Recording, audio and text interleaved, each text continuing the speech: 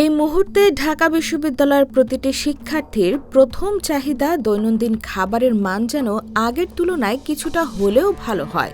ডাকসু নির্বাচনের পরপর নির্বাচিত প্রতিনিধিরা শিক্ষার্থীদের ডাইনিংয়ে খাবারের মান নিয়ন্ত্রণের ব্যাপারে যথেষ্ট সোচ্চার ভূমিকা পালন করেন।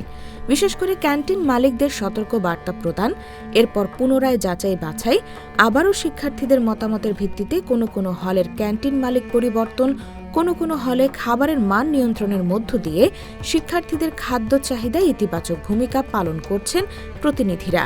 তাদের এই কার্যক্রম শিক্ষার্থীদের কাছে বেশ প্রশংসিত হয়েছে। তবে দেখার বিষয়, আগের তুলনায় খাবারের মান কতটা উন্নতির দিকে ধাবিত করা সম্ভব হয়েছে। এ বিষয়ে শিক্ষার্থীদের কাছে জানতে চাইলে তারা বলেন, আসলে খুব বেশি পার্থক্য এখনো ফিল করিনি, তবে আশা করি ভালো দিক, কারণ ক্যাম্পাসে অনেক কিছু চেঞ্জ হচ্ছে। আশা করা যায় কিছুটা ইতিবাচক হচ্ছে। হ্যাঁ, অবশ্যই একটা ভালো প্রসেসের মধ্যে গেলে তো অবশ্যই ভালো কিছুই হবে।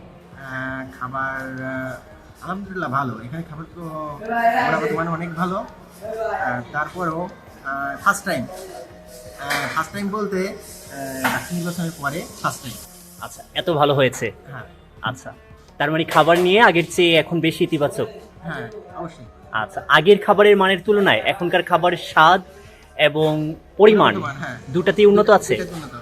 খাবারের মান নিয়ন্ত্রণ ও কিভাবে শিক্ষার্থীদের চাহিদা পূরণে খাবারের বিষয়টি তদারকি করছেন সে বিষয়ে হল সংসদের নেতৃবৃন্দ বলেন, ডাকসু নির্বাচনের পরপরই আমরা আমাদের শিক্ষার্থীদের যে আক্ষেপের জায়গা ছিল ক্যান্টিন, আমরা সেই ক্যান্টিন নিয়ে কাজ শুরু করেছিলাম।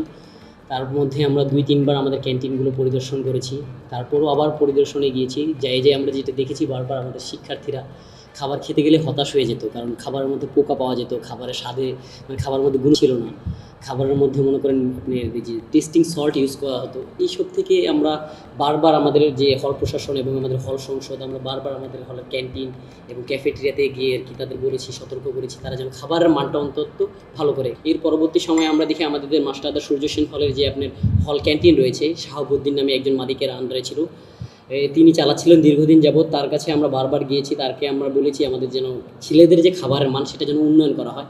তারা বারবার নানান রকম অজুহাত দিয়েছে, চেষ্টা করেছে, কিন্তু তারা বারবার ব্যর্থ হয়েছে। তারপরে আমরা হল প্রশাসনের মাধ্যমে আমরা সিদ্ধান্ত নিয়েছি আমরা আমাদের হলের যে ক্যান্টিন মালিক রয়েছে ক্যান্টিন মালিক পরিবর্তন করব।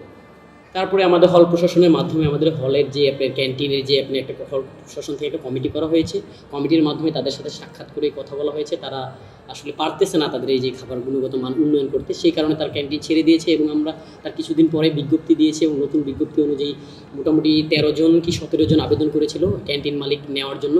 এই জায়গা থেকে আমাদের হলের একটা নির্দিষ্ট কমিটি ছিল, কমিটি করে দিয়েছিল আমাদের হল প্রশাসন। এই কমিটি সিদ্ধান্ত মোতাবেক একজনকে আপনার ক্যান্টিনের দায়িত্বে দেওয়া হয়েছে। তিনি আপাতত আমাদের ট্রায়াল হিসেবে 1 মাস শিক্ষার্থীদের খাওয়া দাওয়া প্রোভাইড করবেন।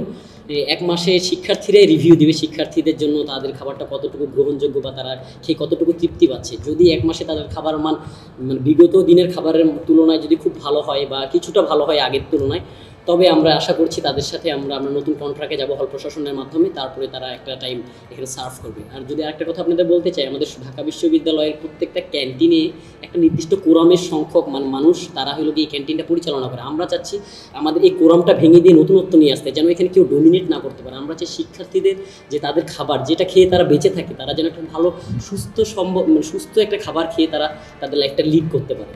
তবে পূর্বের তুলনায় খাবারের মান কিছুটা পরিবর্তন হওয়ায় ব্যাপারটিকে বেশ ইতিবাচকভাবেই দেখছেন শিক্ষার্থীরা এবং শিক্ষার্থীরা আশাবাদী ডাকসুর তত্ত্বাবধানে খাবারের মান নিয়ন্ত্রণে তদারকি বজায় থাকলে ভবিষ্যতে খাবারের মান আরও ভালো হবে।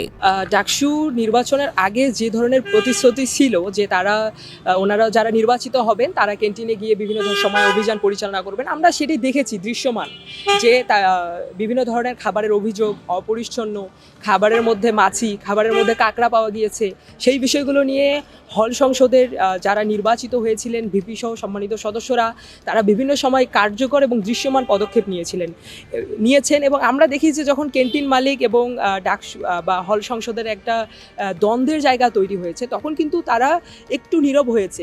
আবার দেখা যাচ্ছে যে ক্যান্টিন মালিকরাও সজাগ হয়েছেন সেই জায়গা থেকে, কিন্তু এখন পর্যন্ত যে একবারে পুরোপুরি আমি 100-তে 90 দিব ব্যাপারটা এরকমও এখন পর্যন্ত হয়নি। ব্যাপারটা 100-তে ডাকসুর আগে ছিল 60, এখন হয়েছে 70 বা 75।